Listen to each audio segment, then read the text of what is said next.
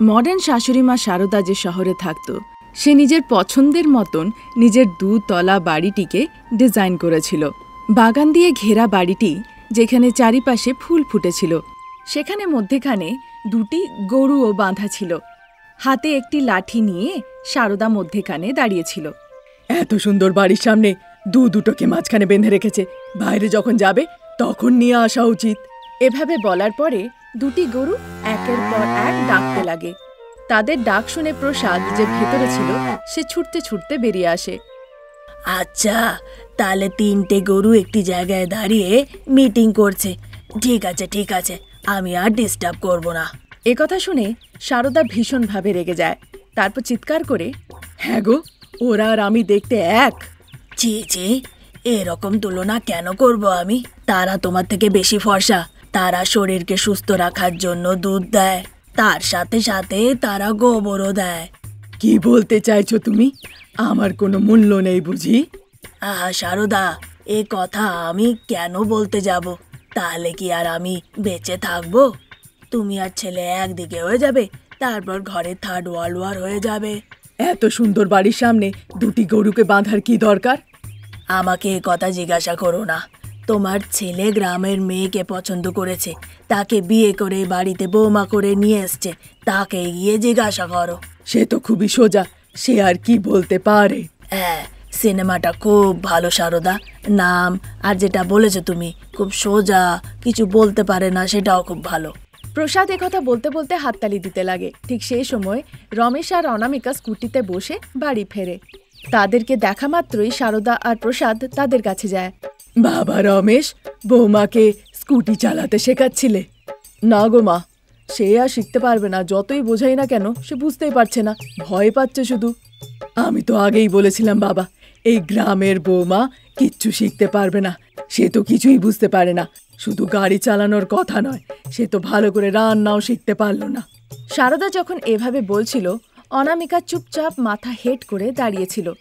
প্রসাদ তখন বুঝতে পারে যে বৌমা খুব ভয় পেয়ে গেছে। এভাবে যদি তোমরা ওকে বকাবকি করো, তাহলে তো সে ভয় পাবে। কিভাবে তার মনে ইন্টারেস্টটা জাগবে শুনি?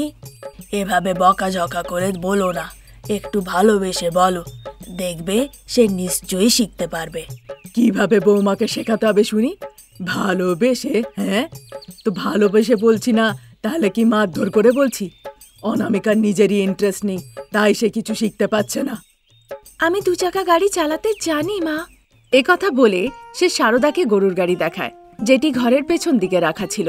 সেটিকে দেখে শারদা বুঝে উঠতে পারে না সে হাসবে না কাঁদবে।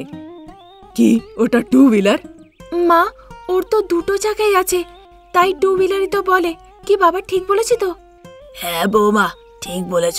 এবার শারদা নিজেই দেখো, একটি স্কুটিতে 2টো চাকা থাকে, সেটা 2 হুইলার হলো। তাহলে গরুর গাড়িতেও তো 2টো চাকা থাকে, তাহলে তো সেটাও 2 হুইলারই। সে যাই হোক, অনামিকার তো ভয় লাগে। সে বুঝলাম, বৌমার তো ভয় লাগে, কিন্তু তুমি তো আর ভয় পাও না। তাহলে তুমি গরুর গাড়ি চালানো শিখে নাও। ছি ছি, আমি তো মডার্ন শাশুড়ি মা, আমি গরুর গাড়ি কেন চালাতে যাব? আরে আরে, সব শাশুড়ি কি গরুর গাড়ি চালাতে জানে? বৌমা, তুমি এক কাজ করো, গিয়ে গরুর গাড়িটাকে রেডি করো। শাশুড়ি মা আজ তোমাকে টেস্ট ড্রাইভ দিয়ে দেখাবে। ঠিক আছে বাবা, আমি এক্ষুনি গিয়ে গরুর গাড়িটিকে রেডি করছি। একথা বলে অনামিকা নিজের 2টো গরুর কাছে যায়। माँ, तुम्हें हिम्मत से आज बैलगाड़ी चलाकर दिखाना ही होगा और मॉडर्न सासू माँ बन के टेस्ट ड्राइव पास करना ही होगा, समझी ना? हिम्मत रखो, मैं तब तक थोड़ा आराम कर लेता हूँ। এ কথা বলে রমেশ বাড়ির ভেতরে চলে যায়। শারদা বুঝে উঠতে পারে না সে কি করবে। সে মনে মনে ভাবে, আমি গ্রামের বৌমাকে ওভাবে বললাম বলে উনি রাগ করলেন, তাই আমাকে এই কাজে ফাঁসিয়ে দিলেন। আমি তো গরুর গাড়ি ঠিক করে চালাতেই পারি না। বাইরের থেকে বড় বড় আমি বলে দিলাম যে ভয় পাই না, কিন্তু ভেতর থেকে তো খুব ভয় পাচ্ছি। হে ঈশ্বর, বাঁচাও। এদিকে শারদা কথা ভাবছিল, আর ওদিকে অনামিকা গরুর গাড়ি নিয়ে বাইরে দাঁড়িয়েছিল। বাবা, গরুর গাড়ি রেডি আছে, মাকে বলুন দেরি না করতে। ও বৌমা, তোমার মডার্ন শাশুড়ি একদম রেডি আছে, সে আসছে। একথা বলার পরে প্রসাদ শারদাকে সঙ্গে করে নিয়ে গরুর গাড়ির কাছে যায়। শারদা গরুর গাড়ির সামনে দাঁড়িয়ে হাত জোর করে গরুকে প্রণাম জানায়। গরুদেরকে দেবী বলা হয়। যদি কখনো আমি বকাবকি করেছি আমায় ক্ষমা করবে। কিছু মনে করো না, শুধু একটু আমায় সাহায্য করো, শুধু আমায় ভয় পাইও না। যখন সারদা এভাবে হাত জোর করে গরুদের সামনে বিনতি করছিল, দুটি গরুর মধ্যে একটি গরু তখন মনে মনে ভাবে, এর আগে তুমি আমাকে অনেক কাঁদিয়েছ, এবার আমি সুযোগ পেয়েছি, এবার তোমাকে বোঝাচ্ছি ঠেলা। তারপর সারদা গরুর গাড়িতে চেপে গরুর দড়িগুলোকে হাতে নিয়ে নেয়। প্রসাদ আর অনামিকা গরুর গাড়িতে বসে পড়ে। এবার চলো সারদা। প্রসাদের বলার পরে সারদা গরুর দিকে চেয়ে, ও গরুরা আগে বাড়ো। এটা বলার পরেও দুটি গরু নিজের জায়গাতেই দাঁড়িয়ে থাকে, তারা নড়াচড়া করে না। প্রসাদ আর অনামিকা দেখে ভীষণ হাসে। ও গরুরা, আমার স্বামী আর গ্রামের বৌমার সামনে আমার অসম্মান করতে চাও? এবার আগে বাড়ো। এভাবে সারদা দ্বিতীয়বার অনুরোধ করে। তা সত্ত্বেও দুটি গরু নিজের জায়গাতেই দাঁড়িয়ে থাকে, নড়াচড়া আর করে না। হ্যাঁ গো বৌমা, এমনিতেও এরা তোমারই গরু, এরা আমার কথা শুনছে না। এমন কি বললে এরা শুনবে, একটু বলো দেখি। এটা বলার দরুন প্রসাদ মধ্যেখানে বলে ওঠে, সারদা, এতে বলার কি আছে, এক ছড়ি লাগাও, তারা নিশ্চয়ই শুনবে। এভাবে বলাতে সারদারও মনে হয় এ তো ঠিক কথা। তখন সারদা এক লাঠির বাড়ি দেয়, তার সাথেই গরু দুটি ছুটতে শুরু করে। এবার দড়ি ধরে সারদা উঠে দাঁড়িয়ে পড়ে। সারদার তো যেন ভয়ে প্রাণ বেরিয়ে যাবে। ডান দিকে চলো, ওই ডান দিকে চলো, এই যে এই আমার গরুরা, ডান দিকে চলো বলছি না, ডান দিকে চলো, ডান দিকে। এভাবে সে চিৎকার করে করে বলে, আর সেই দুটো গরু জোরে জোরে ছুটতে লাগে। গরুর গাড়িতে পিছনে বসে প্রসাদ আর অনামিকা সারদার কথা শুনে ভীষণ হাসাহাসি করে, আর অন্যদিকে সারদা খুব ভয় পায়। ও বৌমা, আমি হাত জোর করছি, এই গরুদেরকে আগে থামাও। এভাবে বিনতি করাতে সে গাড়ি থেকে ঝাঁপ দিয়ে গরুর থেকে বেশি স্পিডে এসে গাড়ির সামনে দাঁড়িয়ে পড়ে। তাকে দেখে গরু দুটি থেমে যায়। অনামিকাকে সামনে দেখে দুটি গরু সঙ্গে সঙ্গ থেমে যায়। তবে গিয়ে সারদা একটু নিশ্চিন্ত হতে পারে। মা, আপনি এভাবেই বসুন, আমি বাড়ি যাচ্ছি। আর বসে থাকার নয়, এবার আমিও বাড়ি যাব বৌমা। এভাবে ভয়ে ভয়ে সারদা কথা বলে। তারপর সারদা উঠে দাঁড়ায়। অনামিকা বাড়ির দিকে এগিয়ে যেতে লাগে। তাকে এগিয়ে যেতে দেখে গরুগুলো তার পিছু পিছু যেতে লাগে। কিছুক্ষণের মধ্যেই তারা সবাই বাড়ি পৌঁছে যায়। এভাবেই তাদের দিন কাটছিল। এই তরুণ যখনই অনামিকার মনে খুব কষ্ট হতো, সারদার সঙ্গে সঙ্গে তাকে অপমানিত করা শুরু করত। শাশুড়ি মার এই স্বভাবের কারণে অনামিকা খুব দুঃখিত হয়ে পড়ে।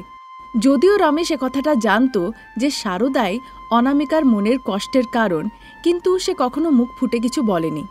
তারপর একদিন অনামিকা রাত্রিবেলাতে গরুদের কাছে গিয়ে, আমি এই কথাটা বুঝতে পারছি না যে আমি কেন স্কুটি চালাতে শিখতে পারছি না। অনামিকাকে এভাবে মনে কষ্ট পেতে দেখে প্রসাদের খুব খারাপ লাগে। সে অনামিকার কষ্টটা বুঝতে পারে। তারপর সে ভাবে এই কষ্টের একটা না একটা প্রতিকার তো বের করতেই হবে। এ ব্যাপারটা নিয়ে সে অনেক চিন্তা ভাবনা করে। ঠিক তার পরের দিন রাস্তার ওপরে মডার্ন শাশুড়িমা সারদা নিজের স্কুটির ওপরে চেপে বসে, আর গ্রামের বৌমা অনামিকা নিজের গরুর গাড়ির ওপরে চেপে গরুর রশিটি ধরে রেডি হয়ে যায়। আর প্রসাদ হাতে ধরে একটি পতাকা। মডার্ন শাশুড়িমা আর গ্রামের বৌমার মধ্যে 2 হুইলারের কম্পিটিশন। এবার দেখা আর কে জিতবে। যে জিতবে তার হাতেই অধিকার হবে। বিজয়ী যা বলবে তার কথা শুনতে হবে। তাহলে শাশুড়ি আর বৌমা, তোমরা এই কথায় রাজি তো? প্রসাদের কথায় শাশুড়ি বৌমা নিজেদের মত দেয়। তারপর শাশুড়ি মা স্কুটিতে চেপে আর গ্রামের বৌমা অনামিকা নিজের গরুর গাড়িতে চেপে রেসে লাগাম দেয়। গরুর গাড়িটি কিছু দূরে যায়। তারপর একটি পাথরের কারণে গরুর গাড়ির ওপর থেকে অনামিকা সোজা মাটিতে এসে পড়ে। তা দেখে শাশুড়ি মা থেমে যায় আর সোজা অনামিকার কাছে আসে। আহা বৌমা, তোমার কোথাও লাগেনি তো? না মা, আপনি যান। না গো বৌমা, কিন্তু আমাদের মধ্যে প্রতিযোগিতার কি বা প্রয়োজন? যখন যেটা প্রয়োজন হবে সেটা শিখে নেওয়া যাবে। একথা বলে সারদা অনামিকাকে স্কুটিতে বসিয়ে বাড়ি পর্যন্ত নিয়ে যায়। দুটি গরু গরুর গাড়িকে নিয়ে বাড়ি ফেরে। অনামিকাকে গাড়িতে বসিয়ে সারদা বাড়ি নিয়ে এসছে, ব্যাপারটা প্রসাদ আর রমেশ দেখতে পায়। আরে, এভাবে শাশুড়ি বৌমা একসাথে এলে আমরা অধিকার কাকে দেব? অধিকার না কচু, এটা আগে বলো, আমাদের মধ্যে কম্পিটিশন করাবার কি প্রয়োজন? আমাদের মধ্যে একজন তো নিশ্চয়ই জিতত। আমি কিন্তু আজ থেকে বৌমাকে সব কিছু শেখাবো। একথা বলে খুব স্নেহের সাথে অনামিকাকে সে ঘরের ভেতরে নিয়ে যায়। দুজনকে একসাথে ঘরের ভেতরে যেতে দেখে প্রসাদ ভীষণ আনন্দিত হন। তারপর প্রসাদ দুটি গরুকে ভেতরে নিয়ে গিয়ে খুঁটোর সাথে বেঁধে দেয়। তারপর শাশুড়ি বৌমা একে অপরের সাথে মিলে টু হুইলারের ড্রাইভিং শিখেই ফেলে। আজ এই পর্যন্ত। নতুন গল্প নিয়ে আমরা আবার খুব তাড়াতাড়ি হাজির হব। এখনো যদি আপনারা আমাদের চ্যানেলকে সাবস্ক্রাইব করেননি তো নিশ্চয়ই করে নিন। Thank you for watching. সারা গ্রাম সভাস্থলের কাছে নিঃশব্দ হয়ে দাঁড়িয়েছিল। শারদাও সেখানে দাঁড়িয়েছিল। পুরোহিত মশাই এসে পুরো ব্যাপার খুলে বলেন। গ্রামবাসীরা, গ্রামের প্রধান এই সীতারাম মন্দিরের ট্রাস্টি শারদা ম্যাডাম অনেক সেবা করেছেন। এখন তার ছেলে রমেশ 20 বছরের হয়ে গেছে। কুষ্টি অনুযায়ী তার বাবা থেকে ক্ষতি হতে পারে, আর তাতে পুরো গ্রামও ক্ষতিগ্রস্ত হতে পারে। তাহলে এর জন্য কি কোনো প্রতিকারই নেই পুরোহিত মশাই? তা কেন হবে না, নিশ্চয়ই আছে। যা আমি বলতে যাচ্ছি খুব মন দিয়ে শুনবেন। আগামী 10 বছর এই মন্দিরটিকে বন্ধ রাখতে হবে। এখন রমেশের বয়স 20 বছর। যখন সে 30 বছরের হবে ততদিন মন্দিরটিকে বন্ধ রাখতে হবে। তবে শারদার বিয়ে রক্ষা পাবে আর এই গ্রামটিরও রক্ষা হবে। কি বলেন আপনারা? পুরোহিত মশাইয়ের এভাবে বলাতে সবাই নিজেদের মত দেয়। তারপর সীতারাম মন্দিরটিকে বন্ধ করে দেয়া হয়। 10 বছর কেটে যায়। গ্রাম পঞ্চায়েত শারদা নিজের 2 তলা বাড়িতে থাকত। সে ছাদে দাঁড়িয়ে প্রায় বাড়ির ঠিক সামনে সেই রাম সীতা মন্দিরটিকে দেখত, যার উপরে খুব ধুলো জমা হয়ে গেছিল। একদিন বাড়ির ভেতরে প্রসাদ সোফার উপরে বসেছিলেন। অনামিকা কফি বানিয়ে প্রসাদকে এনে দেয়। বাবা, আমি কি আপনাকে একটা প্রশ্ন করতে পারি? দেখো মা, রাম সীতা তোমার খুব পছন্দের, তাই তুমি প্রতিমা এনে পুজো করেছ। আমি তোমাকে কিছুই বলিনি, কিন্তু ওই রাম সীতা মন্দিরের নিয়ে কিছু আমাকে জিজ্ঞাসা করো না। আমি কিছুই জানি না, তাই আমাকে ছেড়ে দাও। আহা বাবা, আমি রাম সীতা মন্দিরের নিয়ে প্রশ্ন করতে আসিনি, শাশুড়ি মার নিয়ে করতে এসেছিলাম। তোমার শাশুড়ির আবার কি হলো? মা ছাতেই দাঁড়িয়ে আছেন, নিচে নামছেনই না, আর আমাকে বলছেন চা, জল খাবার, দুপুরের খাবার, বিকেলের চা, কফি, রাত্রের খাবার পর্যন্ত বলছেন কি ছাতে নিয়ে আসতে। দেখো বৌমা, শাশুড়ি মা যা বলছেন সেটা বারণ না করে দাও। যেখানে খাবার নিয়ে যেয়ে দিতে বলছে দিয়ে দাও, সেটা তোমার আর পরিবারের জন্য ভালোই হবে। যদি না বলে বা তুমি বেশি উৎসাহিত হয়ে কিছু করতে যাও, সেটাতে কিছু লাভই হবে না। সে কথা নয় বাবা, বৌমা হওয়ার কারণেই রাম সীতার প্রতিমা আমি পেয়েছি, আর খুবই ভক্তি দিয়ে তাদের আমি পুজো করি। এখন উনি আমাদের বাড়ির কুলদেবতা। আপনি রাম সীতার পুজো করেন না, তাহলে ওভাবে ছাদের ওপরে দাঁড়িয়ে বন্ধ রাম সীতার মন্দিরকে দেখার কি মানে হয়? দেখো বৌমা, আমি তোমায় বাংলায় বলেছি, সংস্কৃতে নয়। শাশুড়ি মাকে ছেড়ে দাও, তাকে তার পরিস্থিতিতে তার জগতে ছেড়ে দাও। আমাকে জিজ্ঞেস করলে এ কথাটা গিয়ে আবার তুমি রমেশকে জিজ্ঞেস করতে যেও না, আর নাই নিজের শাশুড়ি মাকে করো, সেটাই ভালো হবে। এ কথা বলে কফি খেয়ে সেখান থেকে সে চলে যায়। ওদিকে শারদা ছাদে দাঁড়িয়ে রাম সীতার মন্দিরের দিকে তাকিয়েই ছিল। তখন হঠাৎ করে পুরোহিত মশাইয়ের ফোন আসে। বলুন পুরোহিত মশাই।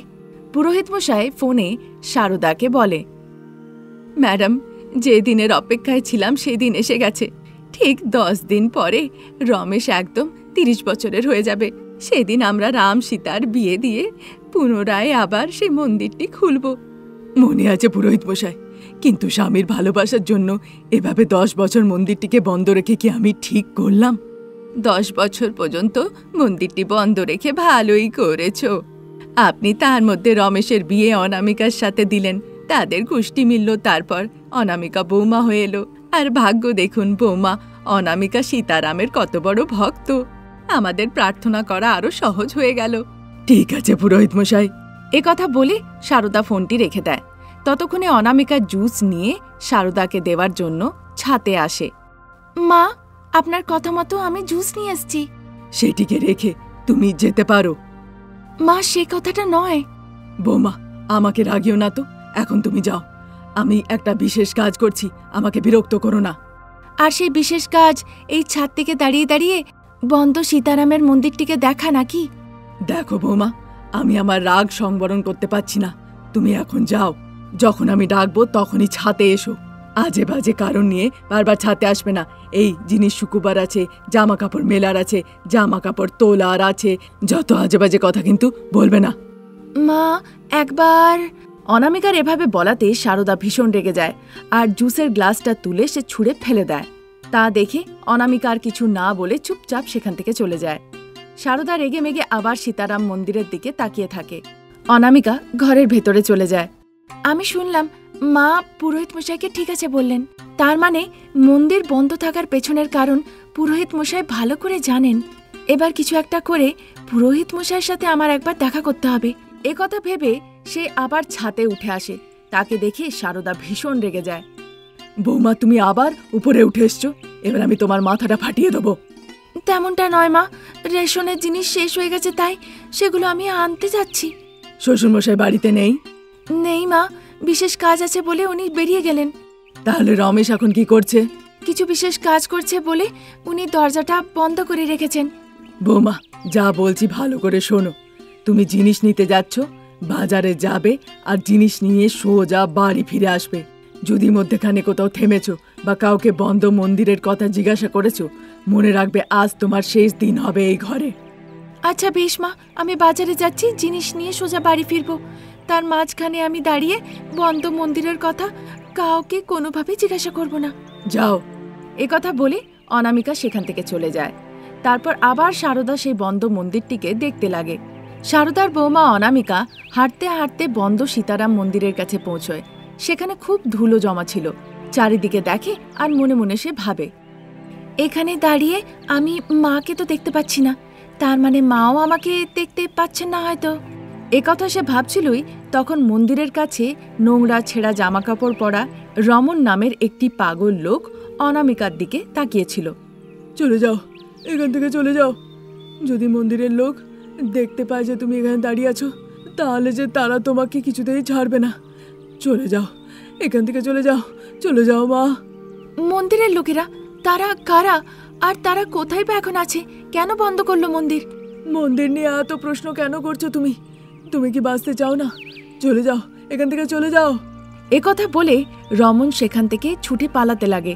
অনামিকাও তার পিছু পিছু ছুটতে লাগে। রমন খুব জোরে ছুটতে লাগে যাতে অনামিকা তাকে ধরতে না পারে। অনামিকা ভাবে যেভাবেই হোক না কেন সে রমনকে আজ ধরবে আর বন্ধ মন্দিরের পেছনের কারণটা সে জানবে। কিন্তু অনামিকা একথা জানত না যে সারদা পাগল রমন এবং তার পিছু পিছু অনামিকাকে ছুটতে সে দেখছিল। ওদিকে অনামিকা ছুটতে ছুটতে ক্লান্ত হয়ে দাঁড়িয়ে পড়ে। এই পাগল লোকটাকে তো পাবো না মনে হচ্ছে, পুরোহিত মশাইকে খুঁজতে হবে। একথা ভেবে সে সোজা পুরোহিত মশাইয়ের বাড়িতে চলে যায়। আরে তুমি সারদা ম্যাডামের বৌমা না? হ্যাঁ পুরোহিত মশাই, আমাকে ক্ষমা করবেন, কিন্তু একটা কথা দেন। তুমি এখানে এসেছো সে কথা সারদা দিদি জানেন না? না হ্যাঁ পুরোহিত মশাই, উনি জানেন না আর আপনি ওনাকে বলবেনও না, কিন্তু একটা কথা দেন আমায়। আমি জানি তুমি কি প্রশ্ন করতে চাও, আমি শুধু একটাই কথা বলতে পারি। মন দিয়ে শুনবে। এই মন্দিরের প্রধান তোমার শাশুড়ি মা, আর এই মন্দিরের দেবতা রাম সীতাও কিন্তু তোমার শাশুড়ি মার খুব কাছের। কিন্তু এসবের পেছনের কারণ কি? চিন্তা করো না, শ্রীরাম নবমীর দিনে তুমি সবকিছু জানতে পারবে। এখন তুমি যাও। একথা বলে পুরোহিত মশাই ঘরের ভেতরে ঢুকে দরজাটি বন্ধ করে দেন। অনামিকাও সেখান থেকে চলে যায়। এভাবেই দিন কাটছিল। তারপর শ্রীরাম নবমীর দিন আসে।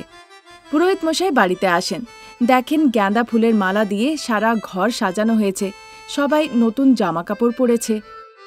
সারদা ম্যাডাম, আজকে তো রমেশ পুরো 30 বছরের হয়ে যাবে। আজ আপনার রাম সীতার বিয়ে দেওয়া উচিত। আপনি মন্দির পরিষ্কার করেছেন? করেছি পুরোহিত মশাই। তাহলে শাশুড়ি বৌমা বাবা ছেলে সবাই নতুন জামা কাপড়ের ব্যবস্থা করেছেন। ধান দুব্য দিয়ে আশীর্বাদ দিতে হবে আর গলায় মঙ্গলসূত্রও পরাতে হবে। সব হয়ে গেছে পুরোহিত মশাই। সারদা ম্যাডাম, এই ধান দুব্য আর সিল্কের কাপড়টা মাথার উপরে রেখে রাস্তা দিয়ে হেঁটে যান আর লক্ষ্য রাখবেন যেন কিছু মাটিতে পড়ে না যায়। আচ্ছা বেশ পুরোহিত মশাই। সারদা মাথায় ধান দুব্য আর সিল্কের কাপড় নিয়ে মন্দিরে গিয়ে পৌঁছয়। সারদা এবং তার পুরো পরিবার মন্দিরের সামনে দাঁড়িয়ে হাত জড়ো করে প্রণাম করে। পুরোহিত মশাই সেখানে মন্ত্র পড়তে লাগেন। সারদা ম্যাডাম এই গ্রামের প্রধান, এই মন্দিরের ট্রাস্টি। তিনি অনেক সেবা করেছেন। জ্যোতিষশাস্ত্রের অনুসারে রমেশবাবুর মঙ্গলের জন্য 20 থেকে 30 বছর, এই 10 বছর মন্দিরটিকে বন্ধ রাখা হয়, আর সেটি সফল হয়। প্রসাদবাবুর ওপরে যে ভয় ছিল সেটিও কেটে গেছে। এভাবে আপনি নিজের বিবাহিত জীবন রক্ষা করতে পেরেছেন। এ কথা শুনে সকলেই ভীষণ আনন্দিত হয়। সেদিন থেকে সারদা আর অনামিকা দুজনে মিলে রাম আর সীতার ভক্তি সহকারে পুজো অর্চনা করতে শুরু করে, আর রাম সীতার আশীর্বাদে পুরো সংসার সুখে জীবন কাটাতে লাগে। এই ছিল আজকের গল্প। নতুন গল্প নিয়ে তাড়াতাড়ি আমরা হাজির হব। নমস্কার।